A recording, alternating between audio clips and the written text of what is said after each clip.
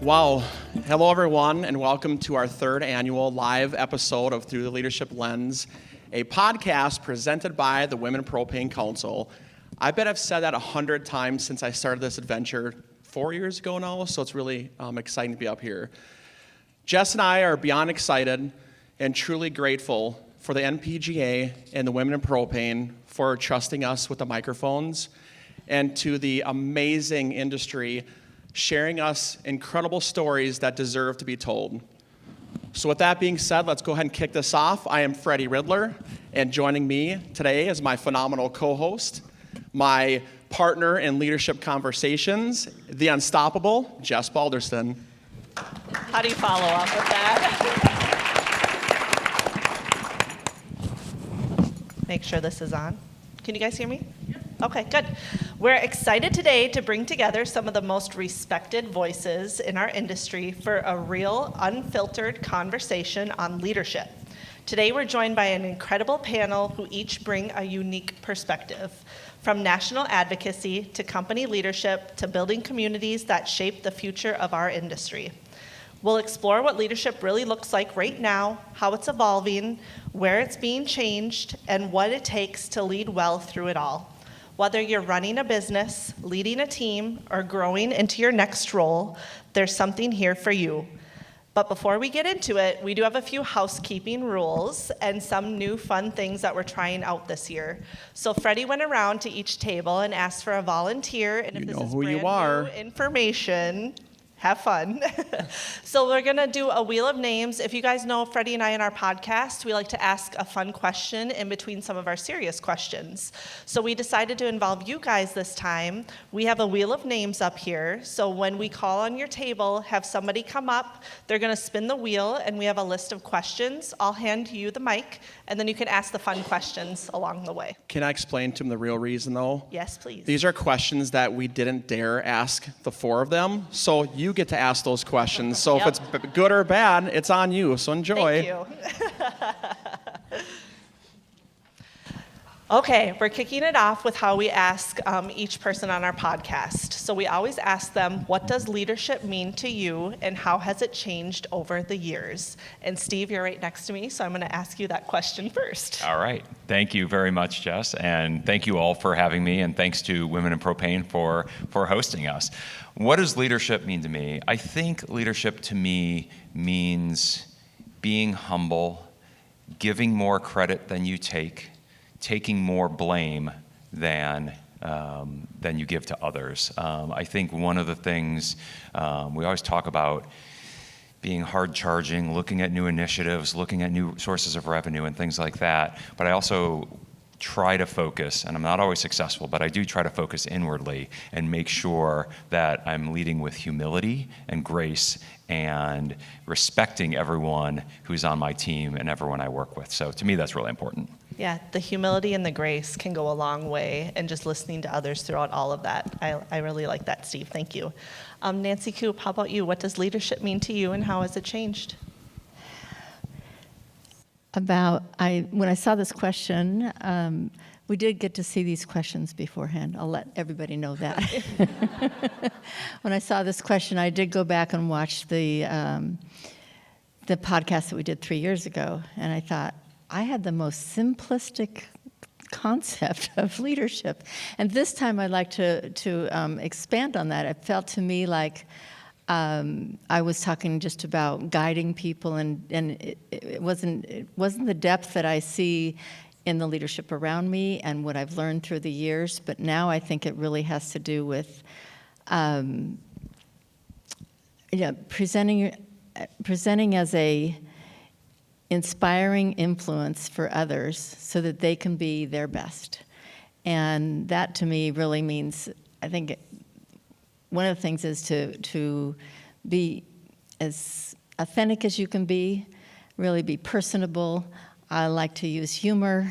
I think in order to get people to trust you, you have to be very transparent.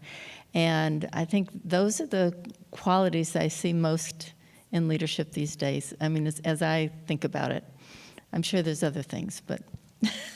And what's crazy about that is we started the podcast 4 years ago, And we used to ask the question, how has leadership changed? And it's crazy how it has changed, but yet you still use the words like authentic, team. Some things just don't need to change if it works. So it's fun to hear you because you were the first podcast. That's right, and I think I've improved. Yeah. Warren, how about yourself? How has leadership changed to you, and what does it mean? Wow, so a lot of reflection around my past. So I was in the United States Army, and not surprisingly, part of my leadership development, a big part of it started there. A motto that we were trained on as young leaders was mission first, people always. And that has stayed consistent for me, throughout my entire career. Certainly in the military, you had to be focused on what the objective was. But unlike some leaders in the movies where they're cast as being, not nice to their people, it was all about people. I had 30 troopers that were from all over the country, from all different demographic backgrounds, all different races, religions, and the time you spent as a leader getting to know your people and what was important to them was the most important time that I spent in any given day, week, or month.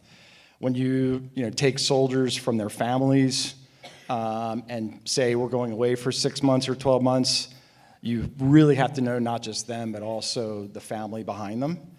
And now, as it changes, I would say that, and in seniority in positions, yes, it's about business results, but you absolutely, as a leader, can't do it without great people working with you. And you have to know them. Some have, different aspirations for their career. Some people are at different stages of their career. They might be ready to, wrap up what they're doing. They might be young and eager and, really a get-goer. So you have to just think about the different people that you work with and make the time to invest in them. Yeah, like you said, it's about business results, but without the people, how do you get those business results too? Very good perspective. And really quick, Warren and everyone else who served for our country, can we get a round of applause, please? Thank you. Kim? So I have done a lot of reflecting on that question alone because you have to build your team. You're responsible for the end goal, but your people have to buy into what you're doing, and you have to empower them to be a part of where you're going, not just telling them what to do. And as everyone else has echoed, we have a job to accept the responsibility when it's not always our responsibility. And we have to get to know the people, know their families, know what makes them tick, and know what brings out the very best in each one of them.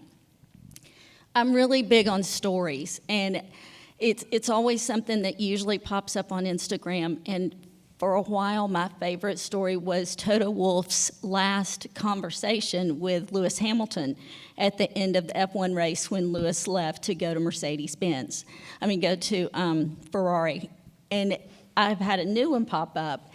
It's a lady that just popped up in my feed, and she's a female evangelist. And she said, what if I started every day with, God chose me for this. God chose me for this day. God chose me for this job. God chose me for this child, and he chose me for this situation. However it is I ended up here, I know that I've got a reason to be here. And some days as leaders, it's not easy. It's lonely, it's hard, and you have to have tough discussions, but then you get to have the celebrations on the other side. So that's what it means to me. It goes along with Steve's humility. Mm-hmm. And it's okay to look like it's not working, but as a leader, we're going to get through it. Right. Great answers. It's always our favorite question, and we're so lucky to hear it firsthand in a live setting versus over a video, so thank you for that. All right, everyone who I talked to prior to this podcast, raise your hand quick. I know you're out there. I'm looking at all of you. Ray Murray, I didn't talk to you, but you can come up here for raising your hand. Come on up here. That's fun. So Ray, if you don't mind, you're going to go over by Jessica and grab her microphone. And see, you should have to raise your hand. And you're going to spin the wheel. And Jess, if you want to help I'm him. going to have you spin the wheel first. Okay. And what number did it land on? 4. Okay, and then we have a list here of questions. Do you mind asking question number 4 into the microphone? Not at all, especially because I don't have to answer it. What one thing you're convinced you'd be amazing at, but have never tried?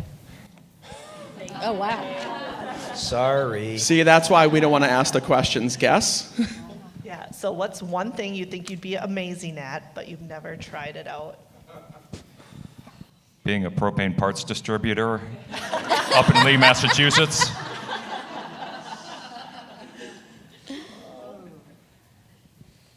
And Warren or Kim, if you want to go while Nancy's thinking. I'll say a drummer in a rock band. I just have always been fascinated by just like all the movement behind a drum kit, and I'm somewhat tone deaf. So, but I could do a beat, and I love that. So definitely being a drummer. Can you give us like a 3-second air drum real quick?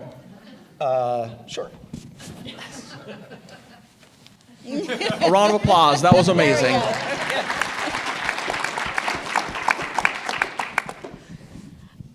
I think I'd be a really good hype girl for Warren and follow him and his band around.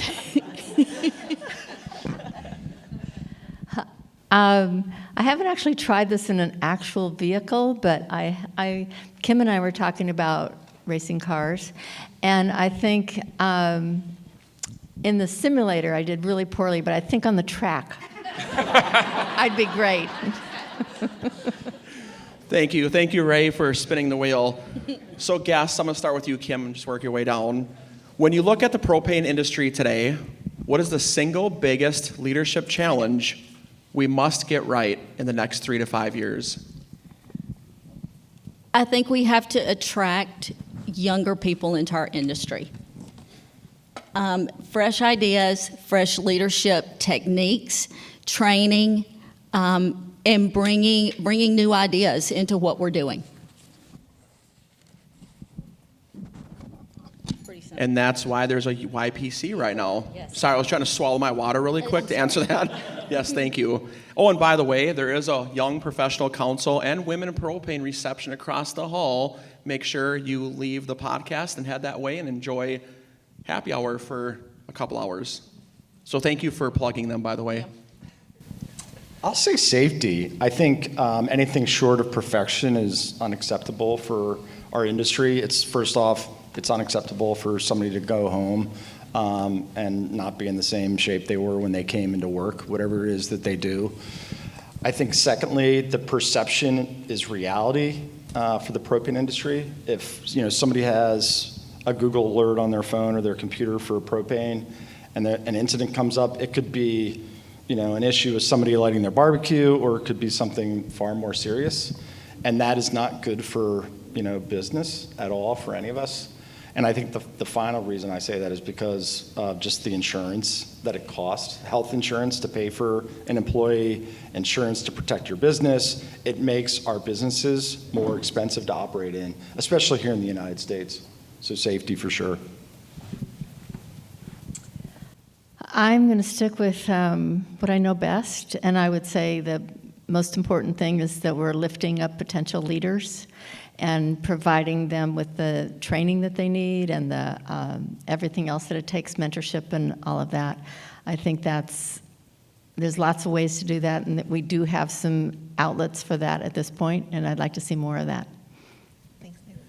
You said the next 3 to 5 years, right? Yep. So here's what I think in the next 3 to 5 years. We're going to see a lot of changes coming really fast. I mean, people talk about AI. What does that mean? Well, I think for the propane industry, it's not necessarily leveraging AI versus maybe responding to how AI is being leveraged. I think in the next 3 to 5 years, we're going to see a lot more technology coming down the pike when it comes to routing software and things of that nature, things to help the propane industry and the retailers do their business. And I want to make sure that as leaders in this industry, we don't lose sight of two things. Number one is safety, as Warren mentioned, but the other is customer service. One of the things that sets us apart from every other energy industry, other than, let's say, heating oil, is our personal touch with our customers, with our customer service. So I want to make sure that as leaders, especially on the retail side, we don't lose focus on that great customer service, even if perhaps it is easier to have less customer service because of AI. So just want us to be cognizant of that, that core value we could lose sight of really quick to turn a profit or make deliveries faster or differently, but I want to make sure we don't lose sight of that core value that the industry has for our customer base. That actually hit home really hard, so I love hearing that. We're an industry that cares about our customers, and you can tell that through and through. So any reminder we can get about caring about our customers, caring about our employees, it just definitely hits home. This was now the third conversation I've been part of about customer service and the combat versus AI. So thank you for bringing that up. Yeah, there's a good way to put AI into your company and have it benefit you, but there's also a scary part of it too that we all have to be a little bit conscious of. So, I think Warren, you had something to add Yeah, too? I was just going to add, talk about AI and data centers, and it's causing further grid instability in this country. And I was on a panel earlier this week with Shannon and some others. Propane serves a great purpose to serve our customers. It provides reliable, portable energy for heat, for electricity. It provides food security. People that might not be able to cook, that's what our Operation Barbecue is all about, and a lot of other clean cooking things that are happening across the world. So I think, to answer the original question, that would be my second answer, is we should not be shy at all about propane as an energy source in this country or anywhere in the world. This is an awesome energy that solves a lot of problems for a lot of people. great answers, you guys. I love it. Perfect. Okay, Wheel of Names time. I'm calling on the back table. So anybody in the back table, could I get a volunteer? Kirsten, thank you.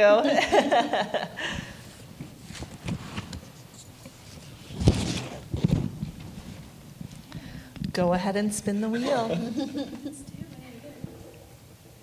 Number 5. Okay. Show of hands, who has more than 100 unread emails right now?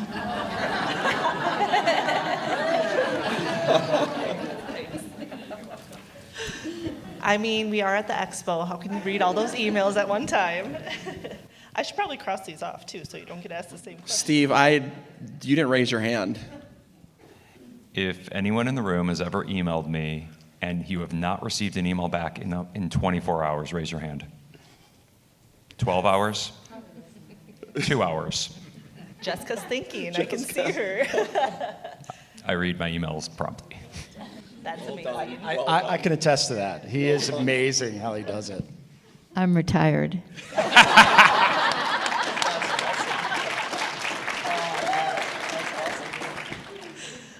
Okay, Nancy wins. Yeah.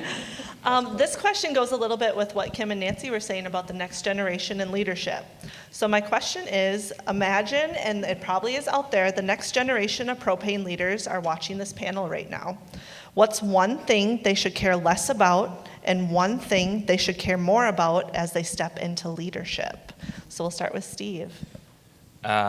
One thing, okay, so stepping into leadership, one thing to care less about is, I would say, stop trying to be everything to everyone, right? You can't make everyone happy at all times by saying yes when it comes to initiatives that your employees put forward and suggestions. You want to be transparent, you want to be open, you want to ask them to come up with ideas and initiatives, but let's be honest, as leaders, you know sometimes that some are better than others before you even go down a rabbit hole. So I would say care less about always saying yes by focusing on the ones that you think are worth your time. Otherwise, you're going to spend a lot of time going down rabbit holes that don't make sense. The one thing to care more about, especially as young leaders are coming up, is I would I mean, I think it's vital to pay attention to your mental health, your personal mental health. So, the analogy I use is, think of your mental health as a 500-gallon tank, and it's going to get drained, and it's going to need to get refilled at some point. So make sure you take the time in the day or in the week to refill it, doing whatever it is that refills your tank. Some people's tanks are refilled by having time alone reading a book, and some people's tanks are refilled by going to a happy hour. But make sure you do whatever personally fills your mental tank so that you're fresh and you don't get burned out. Thank you for bringing that up, because I feel like it's not talked about enough in our industry, and I think we need to talk about it a lot more. So thanks for that. Nancy, how about you? Well, before you move on, that reminds me of a story. Just like Kim, I love to share stories, and she told me one day that she was sitting at a racetrack on a call with me, and she said, "This is my place of solitude." And I'm like, "Isn't it loud and racing and noisy?" And she goes, "This is where I recharge." Yeah. Would you like to, you can share that story, because I think it's a great story. And like Steve said, it might be not the normal in a dark room meditating to music. It could be a noisy, loud racetrack. So it's a hobby I got into with my husband and son and our daughter. I don't race. I just get on the track and drive fast, but there's a really special place about 2.5 hours from here that we're a member of. And it's in Rockwood, Tennessee, which is a tiny, tiny little town. I'm pretty tight with the ladies at the Dollar General there, and that's about it. And I love it. It's so peaceful. It's so beautiful. The sunrise that I get to wake up to every day, even on a rainy day. It's just the peace of that place. I can leave everything behind for a few days. And when I get in my car and drive around that track, I can't think about anything else. I have to focus on where my lines are, where I'm turning, where I'm hitting. Well, the apex, the Wait, I lines thought in the that was car. your special skill. You were going to be really good at racing. I don't wreck the cars. So it really is. It's a place, and I like to go alone, and I like to get on the track alone. I don't want to be on the track with my husband. Might hit him.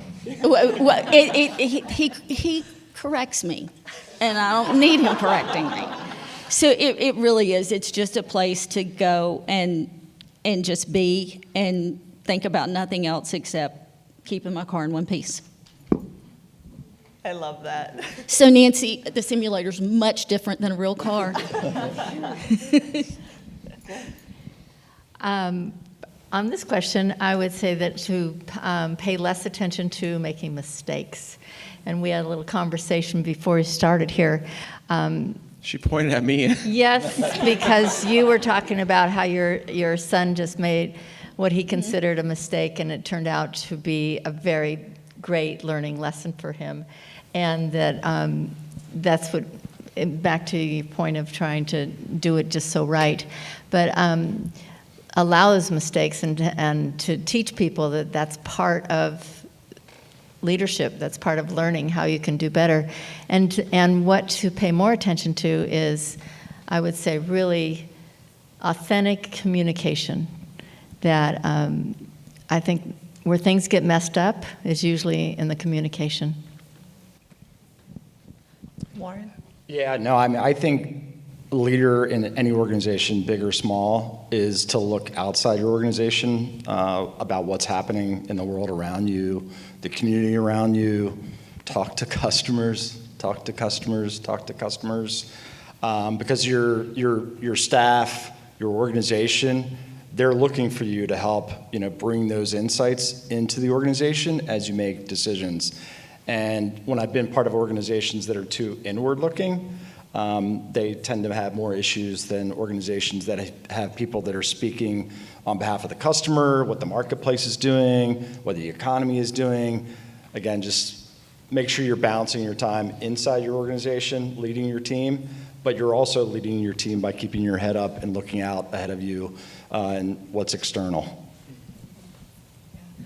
I feel like that kind of goes to communication and kind of being able to talk to everybody and being able to find the new stuff that is out there to bring back to your company and then share it, communicate it to internally too. Yeah. Kim, how about you? I think the biggest thing is you don't have to get everything right. You're going to make mistakes. You don't have to have an A+ on everything outside of safety. We want to do that right. But you are going to make mistakes, and it's part of growth when you make mistakes and you learn from those mistakes and you try another route. And I think so much of our society now with younger generations, we expect perfection. And that's just not, it's not reasonable, and it's not a way to engage people in where we want to go to. I think, as they've all said, being engaged with each person, being engaged with the community, knowing what we need to do to be better for our customers. You can't be everything to everybody, but you need to know what the needs are in your communities that you serve. Yeah, thank you. And I want to touch on the failure part a little bit. Just this is a question for the whole group, because I wrote it down a few times throughout this conversation. As leaders, why do you think people are scared to fail? And sorry, I didn't give you that as a prep question, so if you need a couple seconds to think about that. But when I was talking to Nancy today about this, and my son was 19 at the time, and I thought to myself, how come I never had this conversation with him until now? So reflecting on that, why, as a leader, why do you think failure is so hard for some people? I'll take a stab at that. I think, at least in my career, when I was younger, failure was hard because I was worried about what my boss, my manager, would think and how she or he would react to that. As I got older, my concern with failing had to do with my own ego. And my ego wouldn't let me fail, or if I did, I felt that internally I was a failure. So I think it's a matter of maturing through the recognition, and now I realize that I fail all the time, and it's okay as long as your wins outpace your failures. But I think, at least for me in my career, it's been just a matter of maturity and where I am along the way.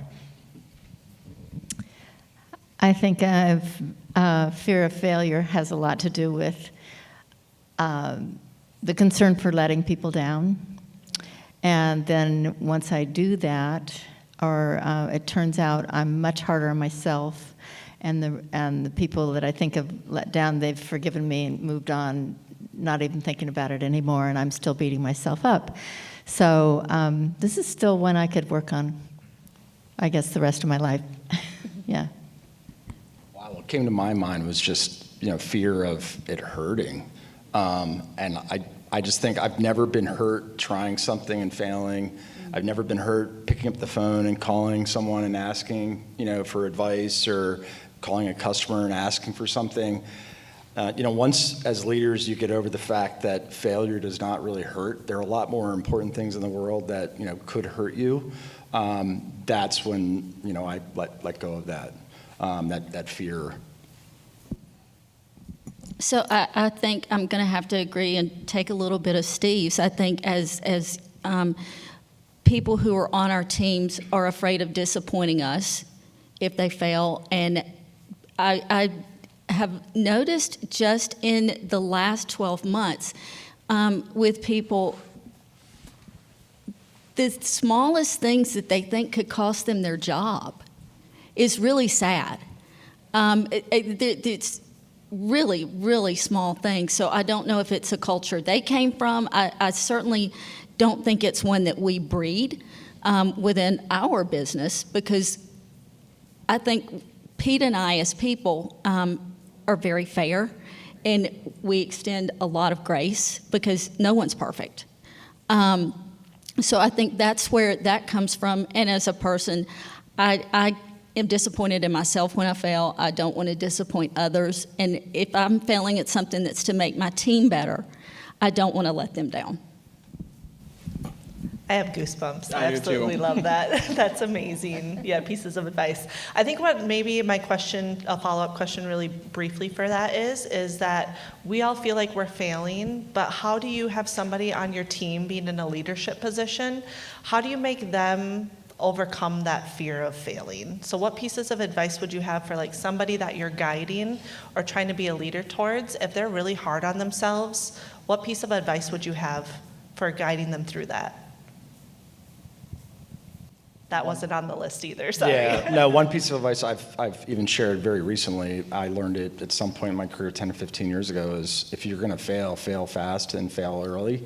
Like fail small, because again, as you let things linger, it's just gonna get more difficult. So that is advice I've shared with somebody at Worthington just within the last couple of weeks, is it's okay if this fails because it's only this right now. But just imagine what it could be in terms of an issue or opportunity for us in 3 or 4 years. And even the capability of asking questions early. If you don't understand something, make sure you ask the questions early on. I think that I'm agreeing with this as well, that it's a matter of perspective to help people understand this is not the end of the world. This is help them see, and also, give them the pep talk of how you can do this better and any suggestions you might have. But I think there's people want to do so well that desire really carries so much of their effort. And when you see that, then and they've failed a few times, then they're not as afraid anymore. It works.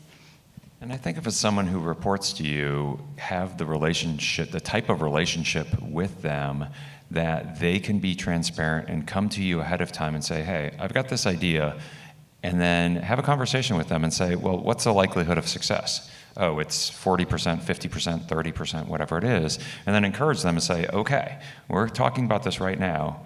You're telling me that, there's a 50% chance it'll fail or a 70% chance it'll fail.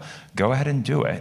And if it fails, it's fine. So I would encourage them to be transparent with you and say, I have this great idea, but I don't know if it's going to work, and I want to tell you right now that it might not work. Do you want me to go forward and try this anyway? And if the answer is yes, then as a leader, if it fails, remember the conversation you had and don't, take it out on them. But I think having that kind of relationship, that transparent relationship where you can say, there is a chance of failure here. Do you want me to proceed or not?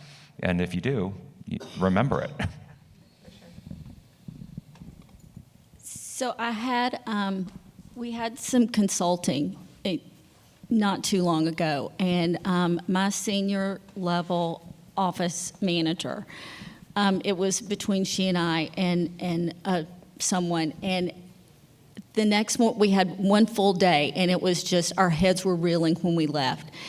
And the next morning I said, how did you feel about yesterday? And she said, I told my mom on the way home I felt really stupid. And she said, I just didn't follow along everything that you were doing and everything that was being said and a few other things. And I had really kind of lost sight of exactly what she said, and I was trying to keep a timeline. I went in my office, and I came back in her office and closed the door. And she thought I was upset with her, and I said, I don't ever want to hear you say that again. Because what I understood in the conversations yesterday, you didn't understand. There's so much more in the conversations yesterday that you understand and know how to do that I don't. So we each have gifts. You're going to be better at some things than I am. Cheryl's going to be better at some things than you are. But my job as a leader is to bring all of that out and reassure you that just because you're not the best at this doesn't mean you're not 10 times better at this, because my role is to make my people better than I am at their jobs. Wow. Yeah, thank you. How many people out here are leaders? Raise your hand. Like, everyone should raise their hand. If you're not, raise your hand, because you're all leaders. But listen to what they said. They started with themselves first. And if that isn't powerful, and if you have a team that you're leading, and you have a Freddie who's afraid to fail, that almost rhymed. But if you have a Freddie who's afraid to fail and you're leading him, maybe you should tell him what failure means to you first, because that opens up that communication between the two of you. That even though you're a leader, that we still are afraid to fail. And that was a really great topic. Thank you all for the discussion. We better switch. It's getting deep up here. We got to get the wheel to spun. Let's see. How about this table right up here, so it's close to the wheel of names? Yep. The one that's. Volunteer spinner. Go ahead and spin. Spinning. What number do we have? 5. Spin again. Oh, I'd call that 8. Okay, perfect. All right. You are taking a 15-hour road trip with 1 or 2 other propane people. Who are you bringing with you and why? You only get 1 or 2.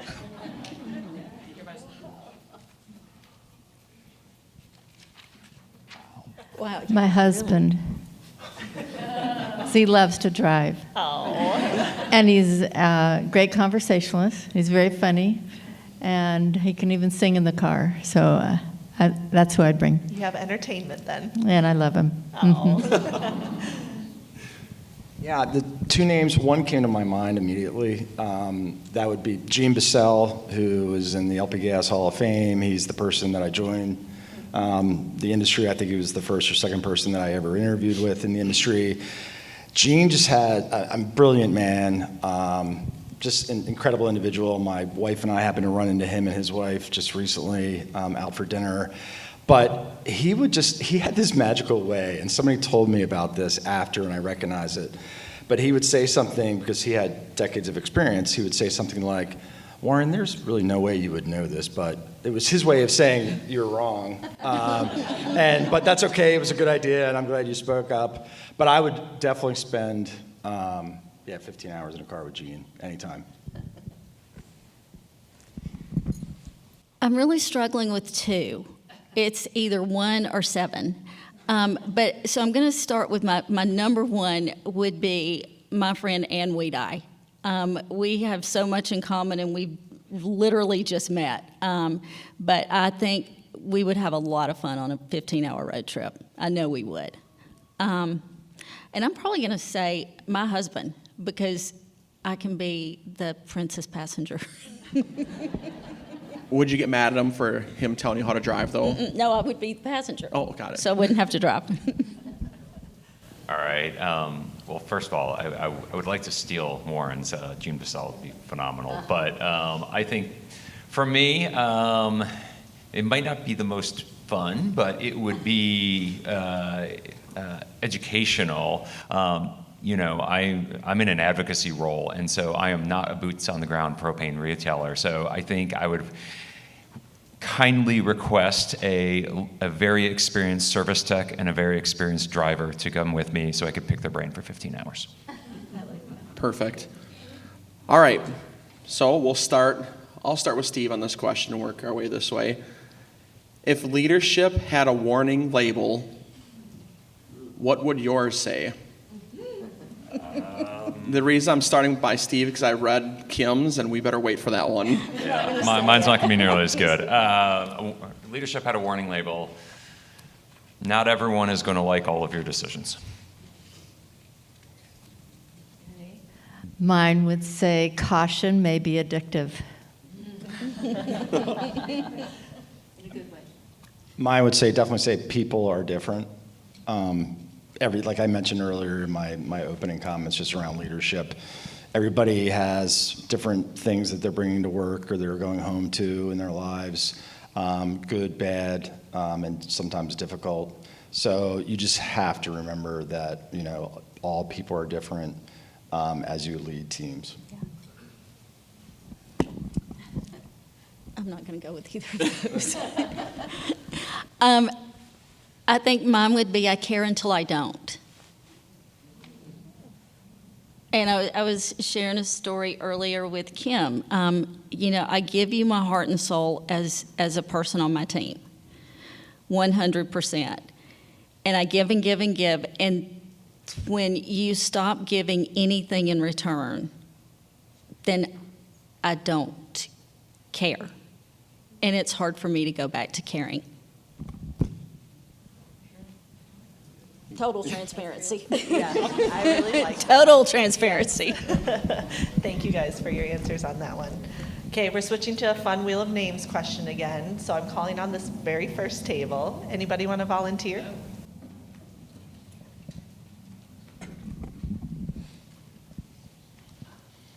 Thank you.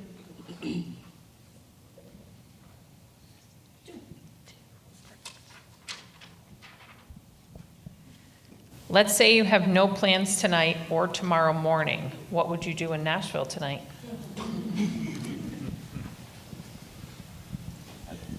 Easy for me. I would be on Printer's Alley. For those of you that have not been there, it's up the hill, so it's like beyond Broadway. And to Kim's point earlier, just around like how you change your mindset, is live music is for me just the way I get comfortable. I went in there last night by myself, just and had a beer at the end of the day, and listened to a couple of bands. Sometimes it's open mic night, but yeah, Printer's Alley or any live music for me is the place to relax. I'd go live music too. That's sort of our plan, but I'm not sure it's going to work out. We'll see. Do you guys like how we said tomorrow morning? Yeah. Don't have any plans either, too. So I'd be at Tootsie's. I have my favorite spot, favorite table. I'd be there for a while and then probably go home to pajamas and needlepoint because I'm such a grandma.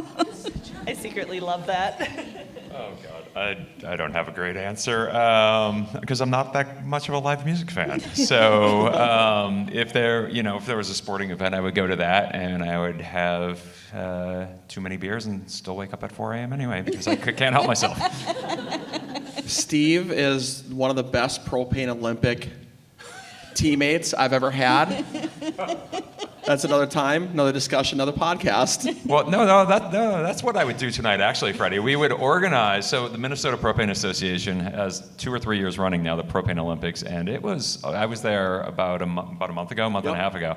It was a blast. It was a lot of fun. So We deserve the championship, but we got robbed. And, someone who won the championship actually sought me out, found me in the hallway, and was gloating about his championship belt yesterday. So everybody has to come to Minnesota next year and participate in the Propane Olympics. Okay, switching gears just a little bit, let's talk about change. So how do you recognize when change is needed versus when it's simply an unnecessary disruption? And Kim, we'll start with you on that one. I struggled with this one. I really think it depends. It's on a case-by-case basis, obviously. I think if there's a need for, if technology's involved, if there's a shift in the market, if there's new competition, those are things that obviously have to be addressed. But the unnecessary things are sometimes where we think we're going to make it a little clearer, but we end up muddying the waters. And being able to stop that early on. And being able to recognize that and being able to admit the failure piece of it, to say, well, maybe this isn't working, let's just take a step back. Right. Yes.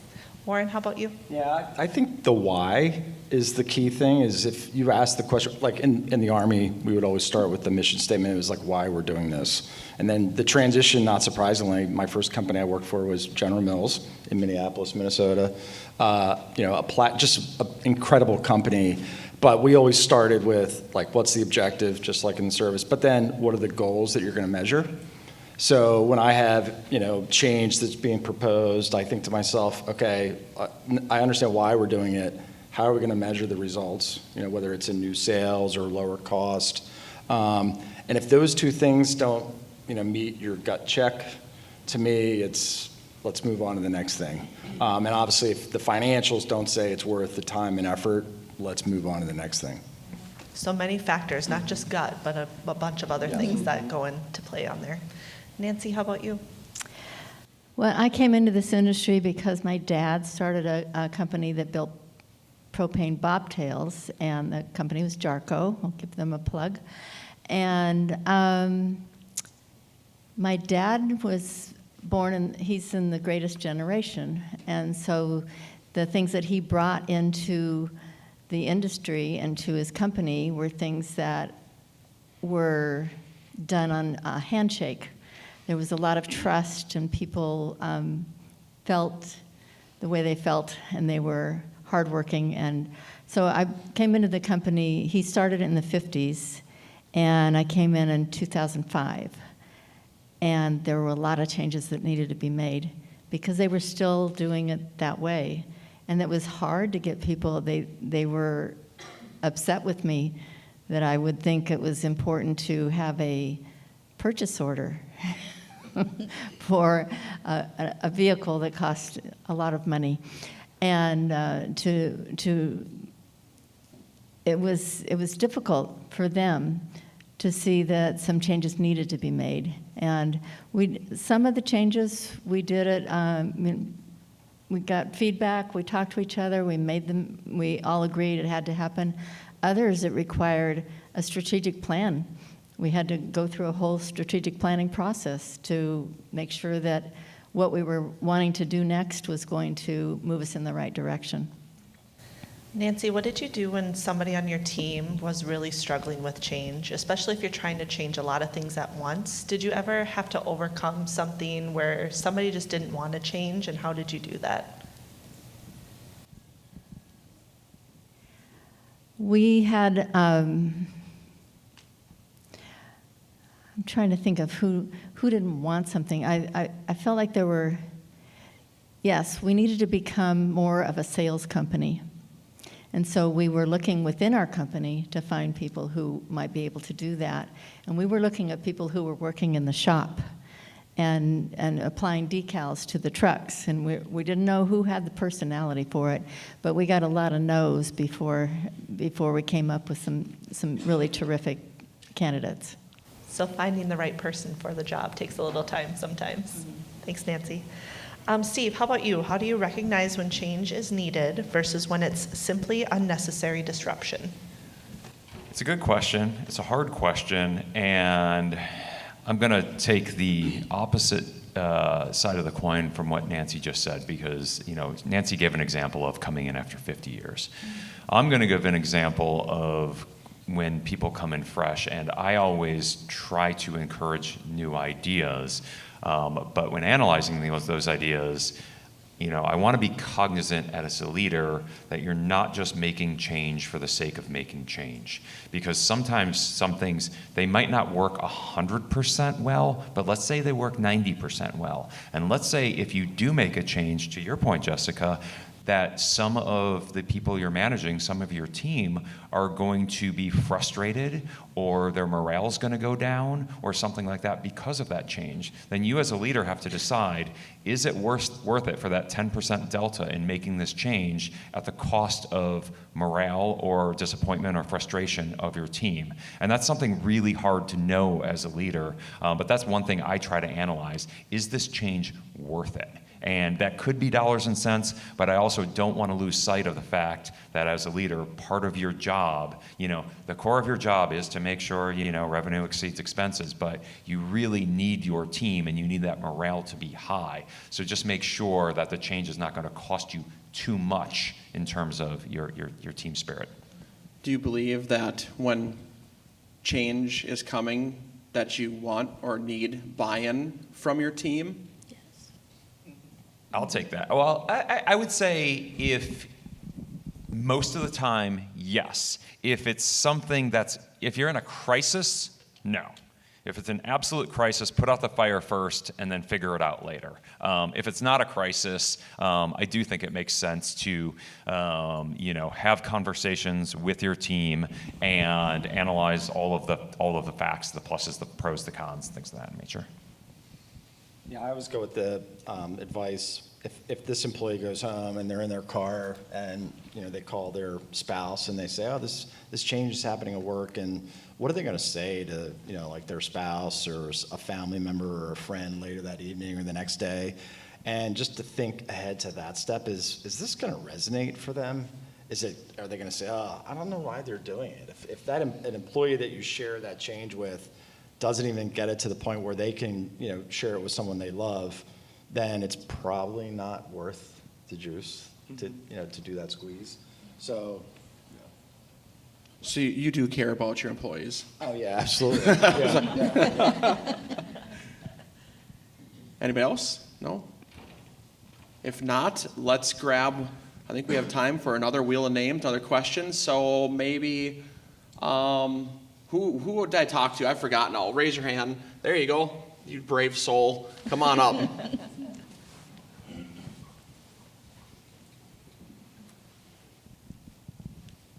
Spin the wheel. I feel like we need a Vanna White to kind of. And there you go. Yep, we did that one. Good memory.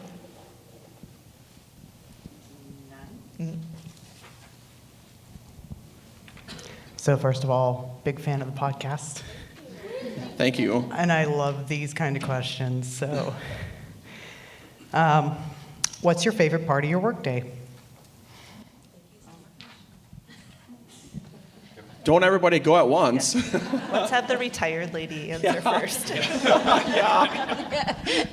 Let's hear it, it's Nancy. not having the work anymore. I mean, I used to love the team meetings, was probably my favorite part, but now I don't have that. So, yeah, collaborating with other people is the best, and within Women in Propane, all the meetings that we had and getting together and deciding on things and the enthusiasm that comes from a group coming together. Coaching and mentoring people, I find myself saying it all the time to people when they say, oh, thank you for your time. It's the best investment of my time all day. It's energizing. You make your organization better. So, yeah, hands down, it's just spending time with people, mentoring, coaching, helping them solve a problem. I like Steve, I'm an early riser, and I love, that is probably my favorite time of day, when I'm up and there's no one else awake, my phone's not going off. It's the peace and quiet of the morning, and then I get my headspace right, because I echo what you say. I love going and visiting our other offices and just Pete and I putting our face out there and saying, we do care about you. We're here. What do you need? What can I do to help you make your job easier and better? What do you need from me? So I enjoy those relationships.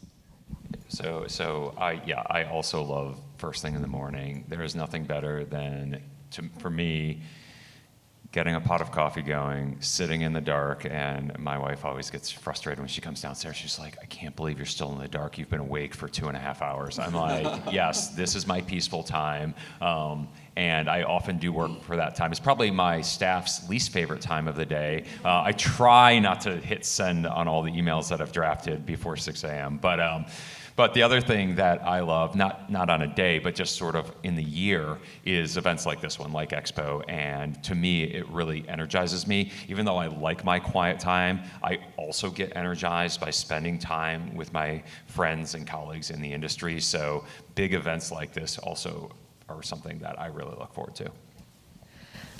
Freddie and I don't know if you guys know this, but usually we'll be typing back and forth during a podcast and be like, oh, I have one more. Oh, I have one more. So this is my typing to Freddie to say I have one more question.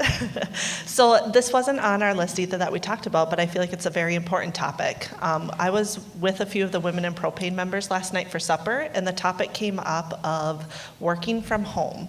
So how that has changed since COVID, and I wanted to hear from your guys' perspective, because a lot of your answers were, we like that one-on-one, building relationships, building up your people at your companies. Has that changed because of the work from home aspect, or what do you guys do to kind of combat that?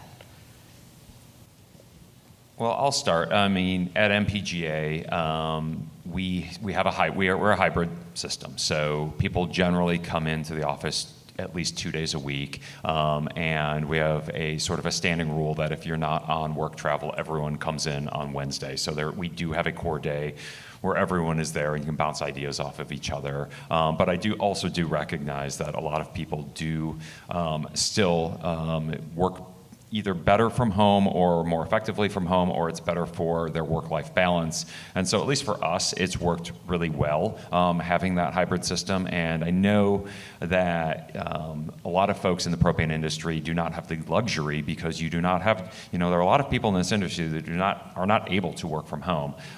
So I also, do recognize, and that is one thing that I try to relay when I'm having conversations, year-end reviews and things of that nature is, I want to make sure that our team morale stays high and don't want to force everyone back in the office because we don't have to always be in the office. But at the same time, I do want to make sure that folks are there and there is time for interaction, because there are a lot of ideas that come out of one-on-ones. There are a lot of Q&A, questions and answers, that come out of one-on-ones. So for us, hybrid has worked really well. Yeah, I was in the propane industry for 20 years, and I worked remotely the entire time. So that's what I know. And I would travel, though, to get to offices occasionally, and definitely there's a real advantage to be there in person, but became very familiar with the digital world and the Zooms and Teams meetings and all of that sort of thing.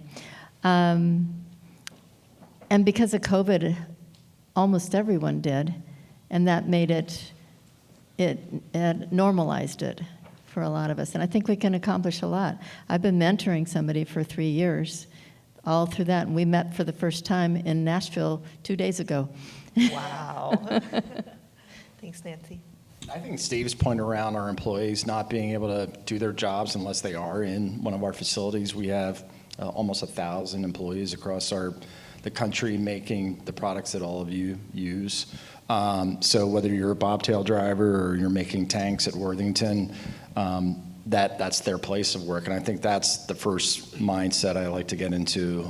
I think secondly is similar to an earlier response is you can get to know your employer. And I remember this during the pandemic.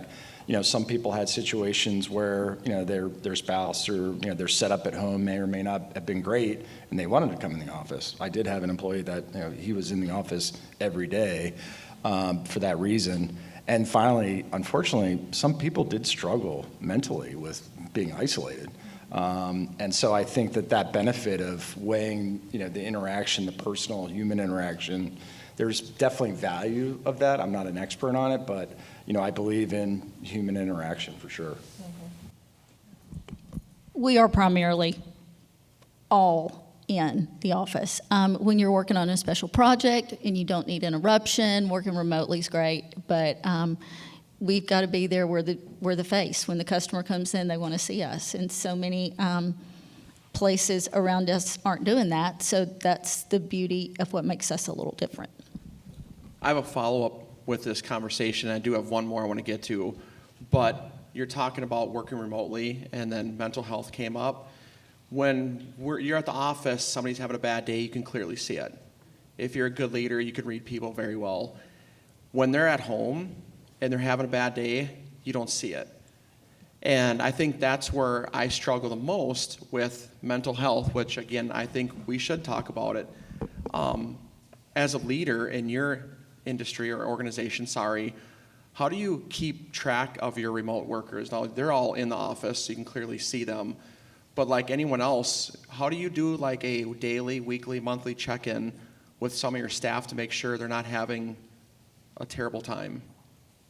I think the regular contact, even during the pandemic, if it was weekly or biweekly, just getting to know their tone and confidence. And I'm a believer in people smile for a reason. It's chemical or what, but that's a reflection of how they're feeling.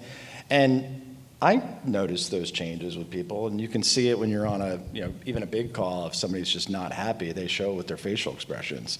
Mm-hmm. So I just think knowing them makes the difference and helps avoid that if possible.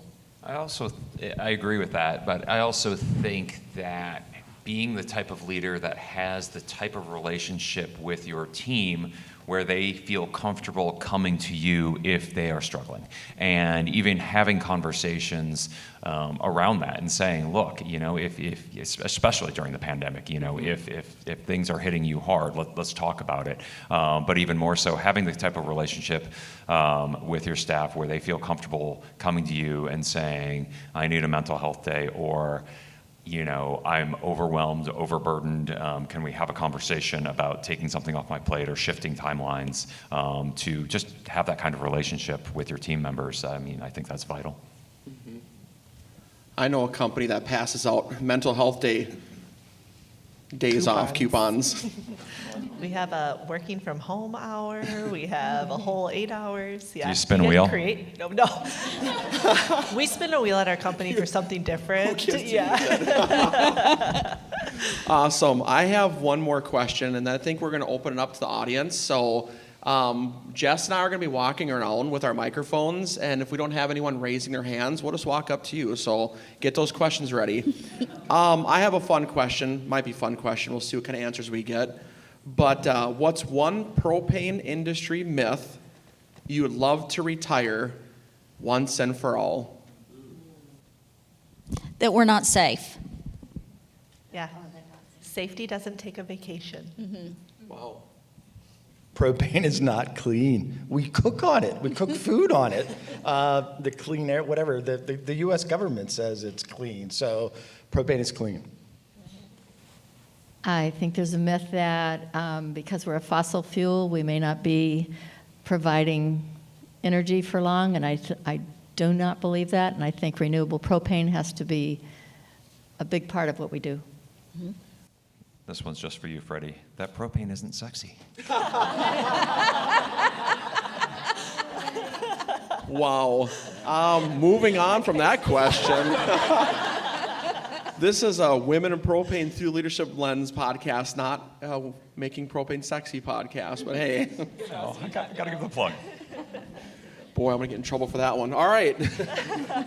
Jess, do you have another question to ask? No, I'm good. Thanks. All right. I think we have 20 minutes, right? I'm looking at you, Jessica. You're the boss. All right. So we're going to get up and we're going to walk around, ask some questions to some audience members, and feel free to ask whatever you'd like. Anything at all. Way over there, Jess. I got it. Oh, Michelle. Look at that hand was raised right away. They were waiting this entire time. I want to spin the wheel, though. Okay, spin the wheel. Okay. Spin the wheel. I mean, I'm going to ask the question. I'm going to ask You're still going to anyway, ask whatever question you want to ask. But I want to spin the wheel. Just see what I was going to get. Wait, I got to put my glasses on because I can't see. Warning. Oh, no. This is appropriate. Okay, so love the mental health topic. And we just talked about what do you do with an employee who's maybe having a rough day. But I think what leaders, right, we sort of talk all about put your mask on first so that you can go out. How do you talk about you're having a rough day or you're having a rough patch with your team because they think you're invincible? So how do you talk about, hey, I'm having a rough day or I'm having a rough time with this project or I just had a failure? How do you talk about that with your team? It's because you spun the wheel that was so great. So, Michelle, I'm going to admit this is one of my failures. I'm not good at it. I mean, that's a great question. I don't know the answer. I'm not good at it. It's something for me to think about. I agree with that. I find it's nobody wants to be empathetic with me. They want me to be empathetic with them. And I found that I would find any comfort that I need outside of the workplace. Now, humility. I'm a pretty simple person, and I don't really get too caught up in things, and I'm transparent with team members, and I think that goes a long way. They know Warren when Warren comes to work, and Warren's going to tell it like it is. And if I'm having not a particularly great day because of something that might be happening in my life, then I'm cool with sharing it. So I'm really fortunate with my inner circle leaders that I have. They know how to read me, and they can tell with the way I open the door when I come in. And so everybody gives me my piece for a little while, and then the three that I have will come and offer, what can I do to help you today? You seem off. You don't seem like yourself. Is there something I can do? And I'm usually pretty transparent, too, because I'm a person just like they are. I have the same problems. I have the same struggles. And it makes you just a little bit more relatable and a little bit easier to connect with. So I usually accept the help. So as a leader, you're watching your team, taking care of your team, making sure your team is doing what they're supposed to be doing. But sometimes you need someone to watch over yourself. And everyone should have that. I know I do personally at RCC. I have a team that watches over Freddie because it can be very draining to make sure you keep a positive attitude, but sometimes you need a team to keep yourself in check. So great answers. I'm just going to pick on someone unless you raise your hand. So if you're sitting next to someone, just raise your hand for them. We got one. So I currently work for one of the best leaders I've ever had. Completely bought into my development, my mentoring. If you have a leader that's not bought into your development, how do you approach that? Do you go straight to that leader? What's your best tactic to make sure that they're bought into your leadership and your development just as much as you are theirs? I have a leadership coach on retainer, and my right hand lady has been worth every penny that I've spent solely on Cherie, excluding everyone else. Just to have someone, they want to emulate you. They just don't always know how to emulate you, and you can't always communicate it effectively. So Cherie has been great in helping my people step up and believe in themselves. I just say it, but you can't always plant that seed that way. Yeah, The First 90 Days is a book that I read the first time 20 years ago, and I've reread it and have note sheets from probably 4 or 5 different transitions I've made, and there's a chapter in there that talks specifically about working with your boss. Like, it is your job to kind of set the table for how you want to work with your boss. And so make that known to them at the beginning that this is something important. Like, if it's you speaking to your manager, you say, I like feedback. I want to get constructive criticism. These 3 or 4 things are really, really important to me as a human being, and I'm going to be a better employee for you as a result of it. So The First 90 Days, whatever chapter it is, I'd read that one. I'm thinking back to the trucking days and how difficult that was for me. I was fish out of water. My dad knew everything about it, and I came in there, and it was, I really had to, I think it's basic, though, that I had to make friends with the people that were working at the company and develop relationships. And they were not even willing to be, some of them were not even open to that concept, but over time, that made a big difference. And there were difficult times that I don't think I did well through some of those, but it was worthwhile, and I kept at it. So persevering.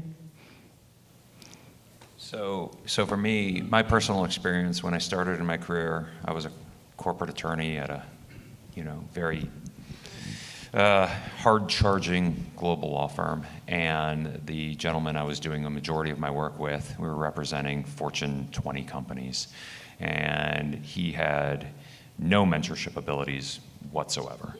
It was, as bad as it could be. Yet, it was the work that I wanted to do. So I wanted to work with the clients that he had. I wanted to work on those types of projects. So I didn't want to go and say, hey, I want to go work in a different area and learn a different area just because of him.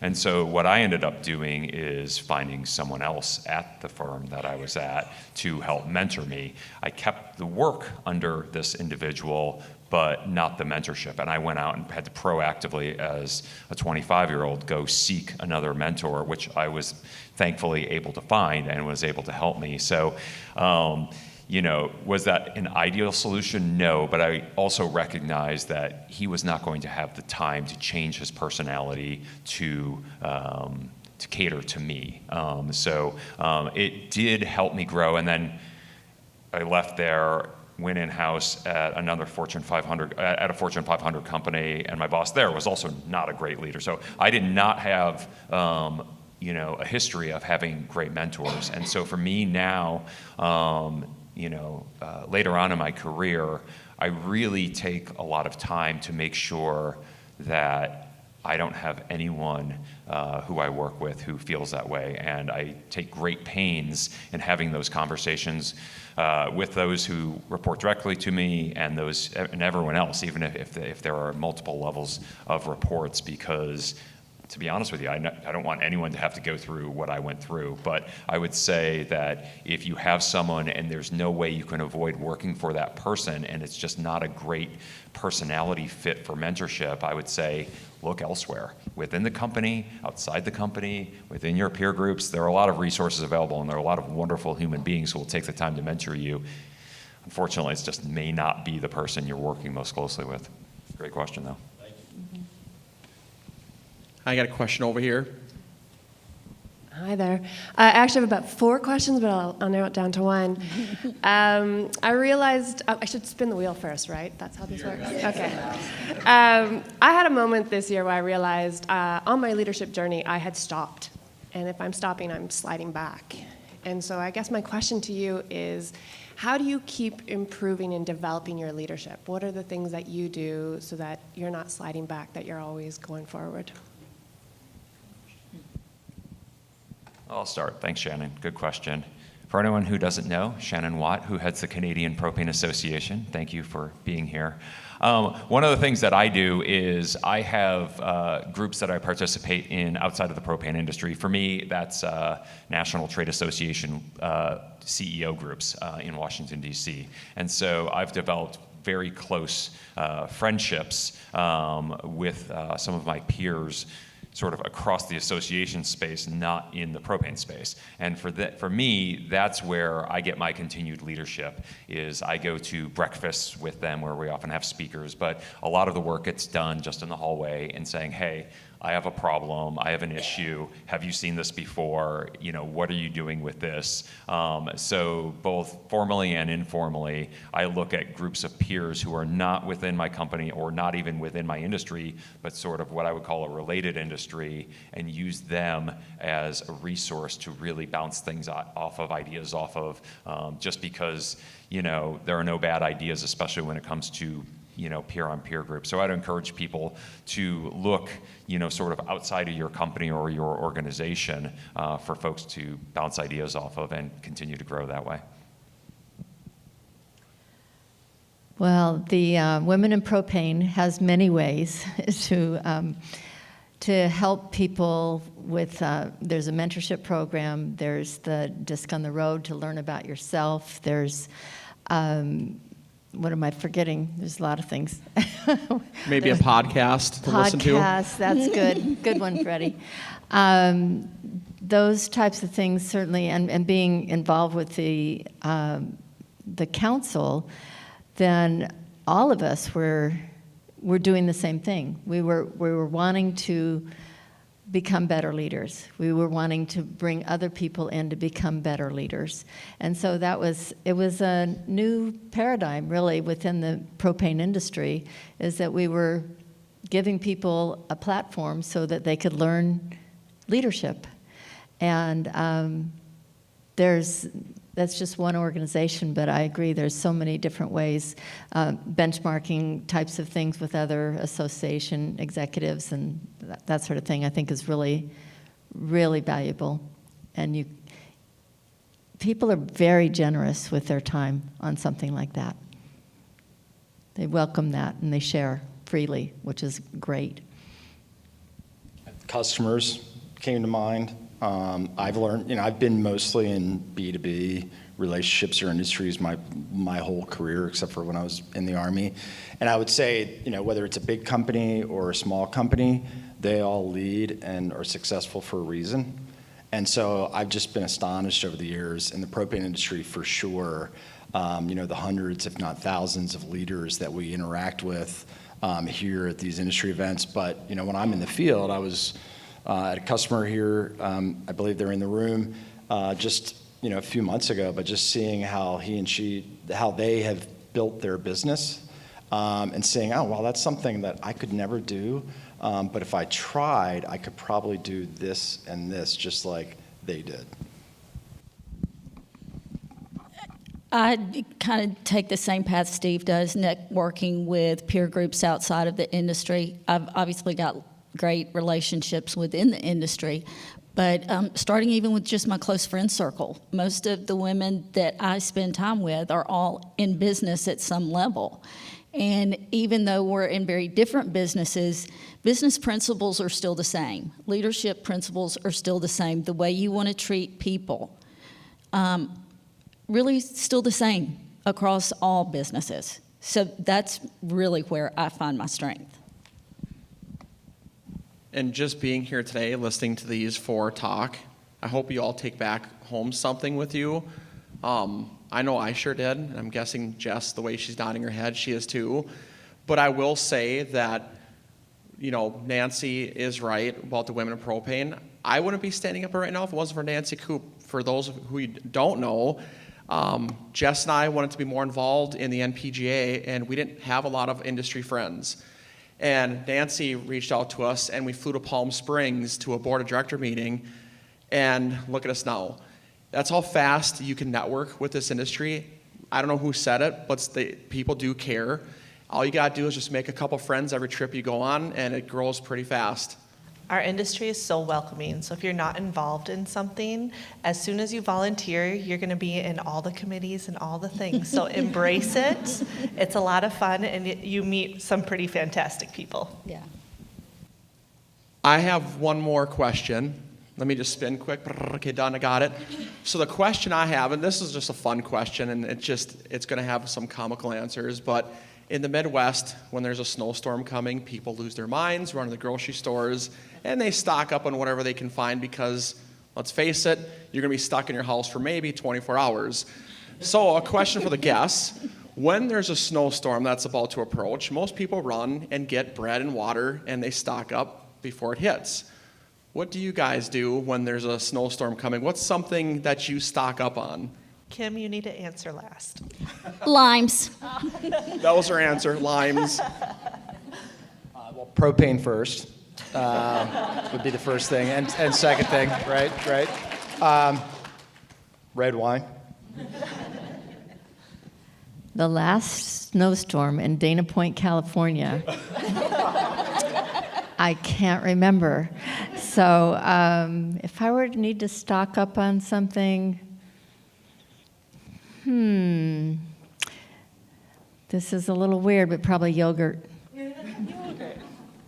All right, so recent history, this winter we had 2 major snowstorms in the mid-Atlantic, and I somehow left town 24 hours before either of them hit. So I was fortunate, but I don't know, snow shovel? I'm not sure. That's a wrap on this episode of Through the Leadership Lens Live. We have to thank you guys for being here. If it weren't for our audience, we would not have a show. So thank you all for attending this. It's wonderful seeing your faces, feeling your energy. We definitely appreciate it. Thank you to our wonderful guests. Like Freddie said, I took about 15 things away, so I hope you guys took a lot of things away too. I was writing notes as fast as I could. And thank you to Jessica Johnson. She deserves a special shout out for all of the stuff that she has done for Through the Leadership Lens. We also would not be here without her. And that's a wrap on this episode of Through the Leadership Lens, a podcast proudly presented by the Women in Propane Council. If you enjoyed today's conversation, don't forget to subscribe, download, and share it with a friend or colleague. And if you want to learn more about Women in Propane, connect with us on Facebook, follow us on Instagram, Or visit us online at www.womeninpropane.org. I'm Freddie Ridler. And I'm Jessica Balderston. Thanks for listening. And keep leading with purpose and vision.